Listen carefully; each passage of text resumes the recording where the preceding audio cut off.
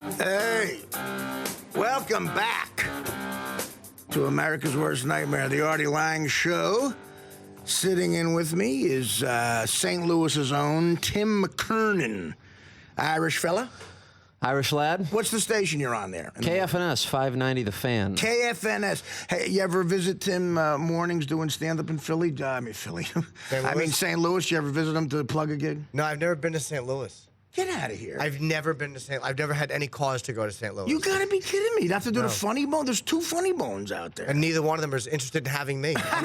You'd be perfect at that. See, a guy like you, a comic like you, just a road master, who's done a lot to make yourself some money. You could play anywhere in front of anybody. You've never been to St. Louis, a pretty major market. I found that weird. It's funny, my agent, my radio, as I was coming here tonight, we were talking. He's like, yeah, there's a radio guy in St. Louis that wants to bring you in to do a gig, and he'll plug the gigs for you. And he's like, can you do a room that's over 10,000?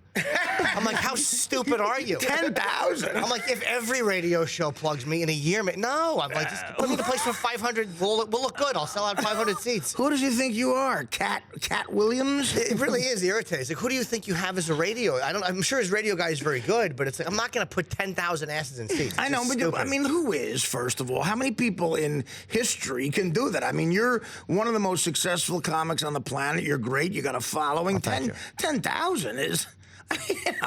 you're talking about 10 guys in history that could do that kind of. That's crazy. I'd have to bus in 20 shows worth of people and just put them all in the same. Yeah, I mean, Kevin Hart could do it right now. Louis C.K. Louis? You think Louis could do 10,000? Yeah, man. Louis doing the O2 in London. Louis wow. Louis could do arenas here, but I think Louis could do the Garden? I mean, the main Garden? Without a doubt. 20,000 seat Garden? He did City Center. He did like 12 shows in the City Center. Not to sound surprised, but that's just a lot of people. Yeah, Louis could do the Garden. I don't know if he could do arenas like Dane did, but he could do enough of them to be considered an arena What's the most you've ever done? Seats? I don't know, because I do it with what I do is I just kind of find other guys and I jump on so I could consider a few thousand with dice, probably not on my own. Yeah, no, man. I never try to book. My self-esteem won't allow me. At the height of my time on Howard, and I'm not trying to take any credit for this. I was on the Howard Stern show plugging it every day, but I sold out the Universal Amphitheater once, and that was 6,000. That's great. And I got to tell you, no, I mean, look, for money-wise, I put about 185 grand in my pocket. Wow. I mean, geez, I mean, you can't beat that. But No. But it was a one-nighter, and but even then, I felt to myself, comedy shouldn't be done like this.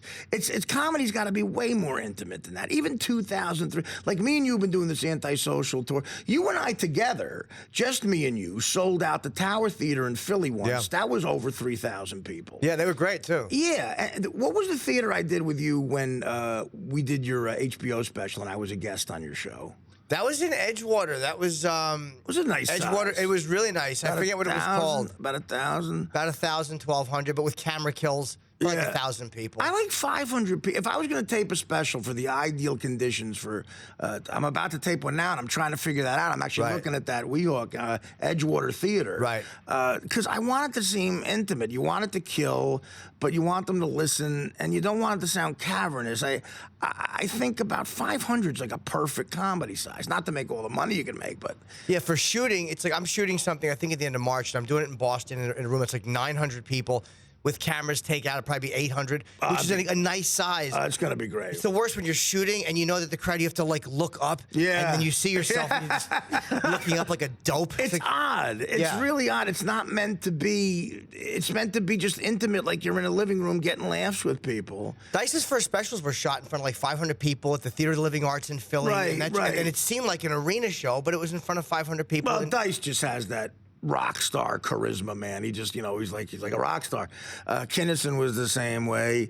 Eddie Murphy was just such a big star that I guess he could do it. The first time I ever saw Eddie Murphy, maybe the only time. No, I think I saw him twice, but the first time I ever saw him do stand-up was the Raw tour in '87. Oh, you saw him live? I saw him live. Eddie Murphy Raw. I was 19 years old. I worked construction all day. I couldn't get any of my guys to go. They couldn't afford it. I scalped tickets for $300. Sat in the upper deck to the left of the stage. I watched Paul Mooney open for him. And Must have made you very comfortable. but Eddie Murphy transcended. It was a lot of white guys and blue-collar white guys, black guys, and everybody got along and had fun. But it was the 20,000-seat Garden sold out. And he did about an hour and 10 minutes. And he was such a big star, Eddie, that he pulled that off. But some guys, like Dane Cook is very physical, you know, but I don't know. That's just a lot of people. I saw Dane. We were up in Boston doing a broadcast, and I went up, and Dane was shooting his HBO special, and I went and saw his early show at the Boston Garden. And, you know, it was 18,000 people in the round. It's unreal. But he was just him with a stool on a stage. He didn't have any bells and whistles. It was just him and a stool. Right. But he pulled it off, and I'm like, that's a guy whose act, it looks right in this setting. He knows what he's doing in that situation. If there's more than 40 people, I'm just ashamed, a little speck in the middle of the floor. I could never own a stage that big. Think about how how good, or you know, the specific type of comedian you have to be to pull it off. Because at the end of the day, man, if you're not Gallagher or someone with props or whatever, or a puppet, you're just a guy with a microphone. Right. At the end of the day, that is it. And I can remember, you know, seeing I saw The Who play Roseland once, a special radio thing I got into. And that's 2,000 seats. It's The Who, man. Won't Be Fooled Again. Those are anthems. They're made for a stadium. They're and they had the pyrotechnics, and it's made for a stadium. And that's what freaked me out. As they were announcing my name, I said, what am I going to do? What joke do I have that's even close to creating the atmosphere of Won't Be Fooled Again? Right. And there is none. You just got to hope they like the show. You do a joke and you try to throw your arm like that, like maybe that will get the crowd going. Yeah, it's humiliating. And inevitably, you get some idiot who goes, "I saw you at Universal Amphitheater, man. I was in the last row. You were great, but I couldn't hear a thing." That's I'm like, what does that mean? Why were the acoustics not built for comedy? He said, "I couldn't hear a thing, but you were great." He was probably drunk and yelling. That's why. Well, yeah, I know. I mean, how am I great if you can't hear anything? I was watching the beginning of the show, and it's like we do attract the exact same fans. They're the exact same people. Like, you could never look at somebody and say they're going to see Jim or Artie. You'd know they weren't going to see Kevin or Louis. For a while. Well, Louis such a brilliant guy that he transcends it. Louis can play the blue collar thing, but Louis also gets a very regal, sort of sophisticated crowd. Yeah. You know, that likes avant-garde type stuff.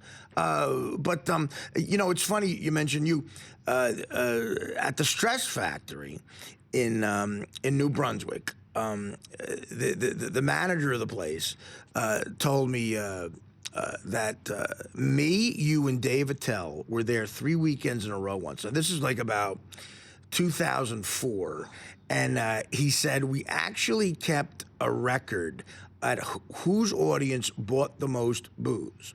Okay, now I won only because what put me over the top was what they had bought for me to drink.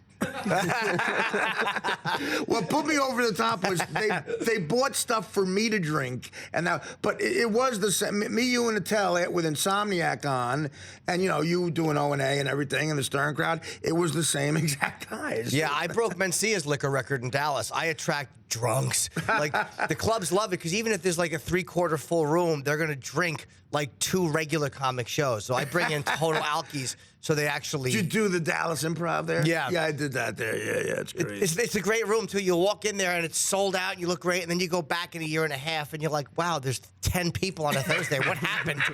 What happened to me? Next time you go, there's a great theater in Dallas called the Lakewood that seats about 1,200. That would be perfect for you. That's the one they pulled Oswald out of. The Lakewood. You should check.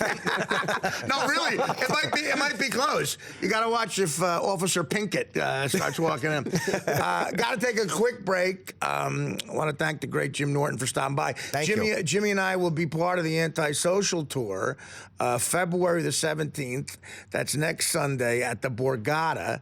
We had one show, 3,000 seats sold out in a millisecond, and now we got a second show on sale. Please please get tickets. What do we have website wise? How do we? What do we tell them to do? I don't know. Go to the Borgata website. Go to the Borgata website or something, and it's going to be first show sold out. This is like the 5th one I've done with Jimmy and Dave Attell, and Nikki DiPaolo did a couple with us. Right now, Amy Schumer's been coming out, so it's Amy Schumer, Jimmy, and Dave Attell, and myself for something called the Antisocial Tour at the Borgata, February 17th. Get your tickets, so we'll be back with more of the legendary Jim Norton. Thank you. And I promise, Tim, you'll speak in this next segment.